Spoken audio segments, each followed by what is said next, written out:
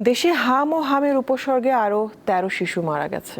এ নিয়ে গত ৯ সপ্তাহে ৫১২ শিশু প্রাণ হারিয়েছে। স্বাস্থ্যমন্ত্রী সরদার মোহাম্মদ সাখাওয়াত হোসেন বলেছেন, সময় মতো টিকা না দেওয়ায় পরিস্থিতির অবনতি হয়েছে। দেশে এখন আতঙ্কের নাম হাম। প্রায় সারা দেশেই ছড়িয়ে পড়েছে এই রোগ। হাসপাতালে বাড়ছে হাম ও এর উপসর্গে আক্রান্ত রোগীর চাপ। প্রতিদিনই ঘটছে মৃত্যুর ঘটনা।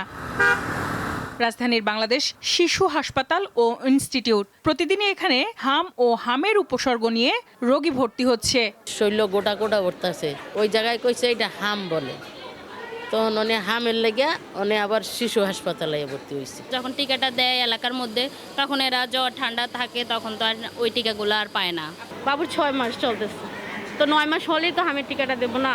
তো এখন তো বয়স হয় নাই, সময় হয় নাই, তাহলে কিভাবে টিকা দেবো? এটা যেহেতু সংক্রামক রোগ, এটা হাঁচি কাশির মাধ্যমে যেহেতু ছড়ায়, সেক্ষেত্রে আমার পরামর্শ থাকবে যে হামের প্রাথমিক লক্ষণগুলো যদি ধরা পড়ে, বাসায় বাচ্চাটাকে একটু আইসোলেট করে রাখা, অন্য বাচ্চা থেকে একটু দূরে রাখা, বাচ্চার হাইড্রেশনটা মেনটেন করা, জ্বরের জন্য জ্বরের ওষুধগুলো দেওয়া এবং সর্বোপরি একজন চিকিৎসকের শরণাপন্ন হওয়া। শনিবার সকাল ৮টা পর্যন্ত আগের ২৪ ঘন্টায় হাম ও হামের উপসর্গে আরও ১৩ রোগী প্রাণ হারিয়েছে।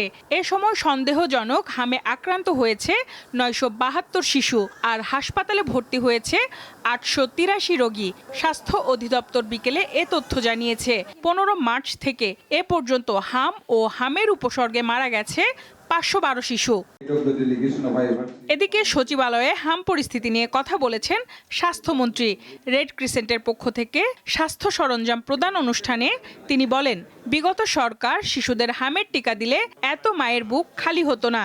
দায়িত্ব আমাদের সমস্যা আমাদের আছে, তবে যারা ভ্যাকসিন দিতে, আমি আগে বলছি 100% গ্যারান্টি না, তবু যদি ভ্যাকসিনগুলি দেওয়া থাকতো এতগুলি মায়ের বুক খালি হতো না। Now we find out the দায় নিরূপণ করার, এখন আমি ফাইট করতেছি বাঁচানোর জন্য, আল্লাহর রহমতে ওভারকাম করতে। দায় নিরূপণের পরবর্তী পর্যায়ে আসছে, তখন দায় বের হবে। হাসপাতালগুলোতে হামের চিকিৎসায় সরাসরি জড়িতদের ঈদে ছুটি দেওয়া হবে না বলে জানালেন স্বাস্থ্যমন্ত্রী। সঞ্জিতা প্লাবনী, দীপ্ত সংবাদ, ঢাকা।